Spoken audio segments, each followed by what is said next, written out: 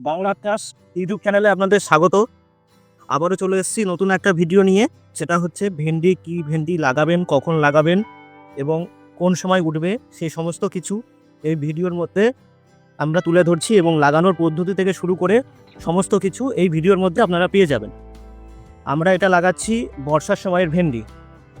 এই ভেন্ডি লাগাতে হয় দুটো লাইনের মধ্যে গ্যাপ দিতে হবে 1.5 হাত এবং 1 হাতের মধ্যে 3টে বীজ লাগালে সবথেকে ভালো হয়, কারণ এটা বর্ষার সময়ের ভেন্ডি। এই ভেন্ডি গাছ ঝাড় করে বেশি, আর এই ভেন্ডি যখন লাগাবেন খেয়াল রাখবেন বীজটা যেন বেশি নিচে না যায়।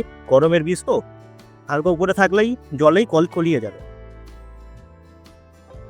জমিটা আগে ভেন্ডি লাগানোর আগে জমিটা আগে ভালো করে লাঙল দিয়ে চষে মাটিটা ছোট করে নিতে হবে। বেশি ছোট না করলেও অসুবিধা নেই, মাটিটা যাতে ছোট হয়, যাতে কল হলে সুবিধা হয়। এবং জমি চাষ করার পরে যদি পারেন কিছুটা সার দিয়ে নিতে পারেন, জৈব সার, তাহলে আরও ভালো হয়। গাছ তাহলে প্রথমে বেরোনোর পর থেকেই গাছের একটা জোর ভাব থাকে। সেই জন্য পোলট্রির সার আছে, গোবরের সার আছে, যে কোনো সার যদি একটু দিয়ে নিতে পারেন তাহলে সুবিধা হয়। আর নিয়ে মাটিটা ভালো করে তৈরি করে বীজটা শুকনোর মধ্যে বীজ লাগিয়ে দিয়ে তারপরে জল দেবেন, তাহলে চারাগুলো ভালো হবে। চারা যেটা বীজে জার্মিনেশন থাকে সেটা খুব ভালো হয়। এবং বীজটা দেখবেন যাতে লাগানোর সময় 1 ইঞ্চি ভেতরে পড়ে, বেশি যেন ভেতরে না যায়, তাহলে বীজে কলানোর অসুবিধা হতে পারে। সেই জন্য একটু দেখে শুনে লাগাবেন।